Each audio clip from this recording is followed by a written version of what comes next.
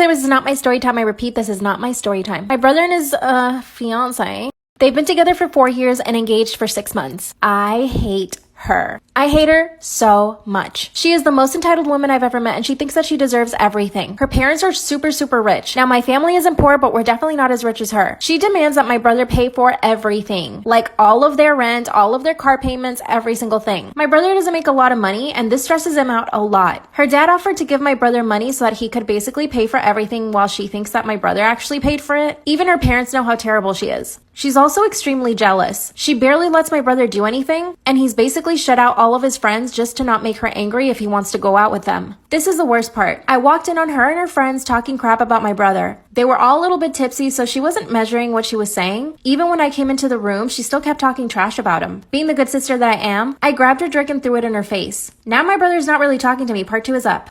After I threw the drink in her face, my brother stopped talking to me. He finally heard me out and I told him everything I thought about her. And when I told him that she was talking trash behind his back, he told me that she does that all the time with her friends and that it's just a way for her to vent. I explained to him that she should have nothing but good things to say about him. She doesn't sound like she loves him when she talks about him. By the way, she was telling her friends that my brother was basically a good for nothing, and that he didn't earn enough money for her to actually live a good life with him. Because of this, I started sabotaging the wedding, in small little ways. For example, I know exactly what dress she wanted, so I called the store and ordered all of them. They're currently out of stock. She went berserk. My brother had to calm her down for like an hour. When I finally apologized for throwing the drink in her face, she asked me to help with the wedding. So she gave me the job of sending invitations. So I decided not to send any to her family. When she asked me about it, I told her I sent all the invitations, that they probably got lost in the mail. We all went out to dinner that night with her family and mine. She threw a whole tantrum at the restaurant. She was demanding attention. And of course, everyone was comforting her. She's a total bridezilla. Even her best friend told me that she can't stand her anymore. She also told me I couldn't invite any of my friends because we're all too artsy. Now I need your help to come up with more sabotages, because it's actually working. My brother is finally getting sick of her. He told my parents he's not sure he wants to marry her anymore. My hope is that they break up soon. I just want my brother to be happy. What do you think I should do? Am I wrong for telling my niece the family secret? I, 35 female, had 2 older sisters growing up, Jane and Kim. Kim got sick and died, but not before giving birth to my niece, Laura, 18 female. It had been a year after Kim's passing when Jane and Laura's dad, Tom, 42 male, confessed to dating and were now engaged. I accused them of cheating. Jane and Tom explained that this wasn't something they had planned, but there was no cheating and knew that Kim would want them to be happy. Yeah, but not with each other. You can be happy with someone else. Convenient since she's, dead. I did not attend the wedding and was super upset at how everyone else was so accepting of the relationship.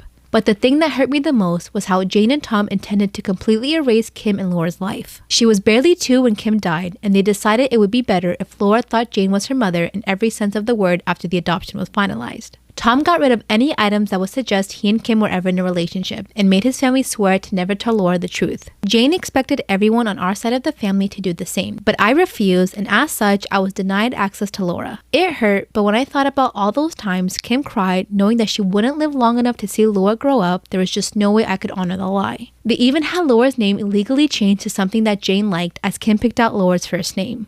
I distanced myself from my family over time over this, but my parents always tried to get us to reconcile, citing that they didn't like this arrangement either, but accepting it was better than not being a part of Laura's life at all.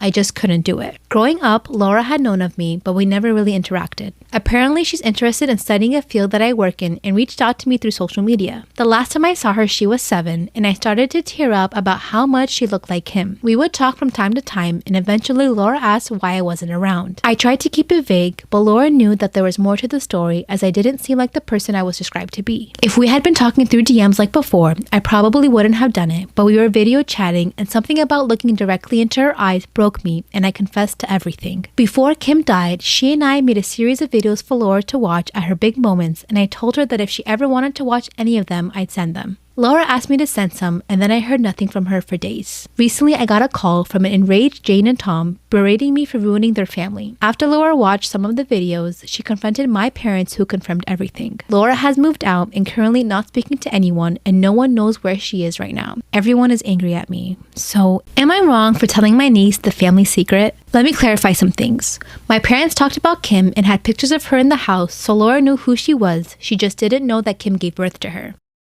Story time. When I was 7 years old, I had the worst babysitter. So my mom and dad both worked long hours, and on the weekends they liked to go out on dates, and they would never bring us along. So they hired a babysitter. His name was Joseph, and he was 16. He would babysit me and my brother every weekend. My brother at the time was 5 years old. Joseph would be really nice and polite to my parents when they were around, but when they would leave, Joseph would turn into a whole other person. He was so mean to me and my brother. I'm going to tell you, one time he had sent us in our room and he invited his girlfriend over the house. Mind you, he wasn't supposed to have any company over while my family was away, but he didn't care. So his girlfriend came over and they were watching a movie, and he would yell at us to bring them food and drinks from the kitchen. He literally would treat us like he was our master and we were his servants. So he yelled for us to come down, and we came down, and he told me to make his girlfriend some popcorn, and no big deal, so I went and made some and brought it to her. Then he said, no, go pour the popcorn in a bowl and bring it to her. So I went and poured the popcorn in a bowl and brought it back to her. Then he said, feed it to her. I looked at him and laughed, thinking he was joking, but his facial expressions was dead serious. He made me feed her popcorn, one popcorn at a time, every time she snapped her fingers. I'm not even joking. I had to do this for a whole hour and a half until the movie was over. So after the movie was over, he told me and my brother to massage him and his girlfriend's feet. This was so gross because his feet were sweaty and funky. By the time my parents came back, he had already snuck his girlfriend out of the house. When my parents paid him, he told my mom we were behaving very badly and gave him a hard time. So my parents apologized to him and gave him an extra $50. Story time about how my best friend and I beat up my husband after he hit me. Disclaimer is not my story time, instead of me on Instagram. My husband and I have always had a really toxic relationship. He's always been extremely jealous and controlling. We've been together for 2 years, and within those 2 years, he's managed to separate me from all of my friends and my family. I still keep in contact with my family secretly whenever he's not around. I usually call my mom as soon as he leaves the house, and I talk to her for about an hour. But my husband somehow always finds out when I'm talking to my mom. Sometimes I even think that he put cameras in our house so that he could watch me when he's not home. I usually work from home, so I'm always in my house, and he loves it that way. Even if I want to go to the supermarket, I have to call him and ask him for permission. But my best friend has always stuck by me. She comes over unannounced just to check up on me, and my husband hates her. He even told her one time that she needed to stay away from our house. But of course, she didn't listen to him. My husband has gotten physical with me in the past, but never as bad as this last time. We got into an altercation because I wanted to go out with my best friend. We just wanted to have a simple dinner, but he didn't want me to go. But I decided to dress up and I left the house. As I was leaving the house, he grabbed me and slapped me. Best friend was outside, came in, and she started punching him. So I started punching him too. I went to my parents' house and I've been staying there since. But my husband keeps wanting me to come back. What should I do?